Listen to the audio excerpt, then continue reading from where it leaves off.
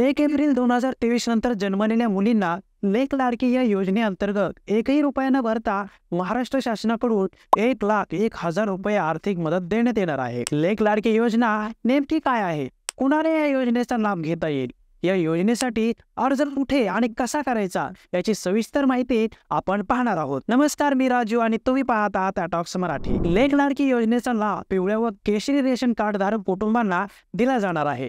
मुलीच्या जन्मानंतर 5,000 रुपये, इयत्ता पहिलीत 6,000 रुपये, 6वीत 7,000 रुपये, 11वीत 8,000 रुपये अनुदान दिले जाणार आहे आणि लाभार्थी मुलीचे वय 18 वर्ष पूर्ण झाल्यानंतर तिला 75,000 रुपये रोख देण्यात येतील। लाभार्थीचे कुटुंब महाराष्ट्र राज्याचे रहिवासी असणे आवश्यक असेल।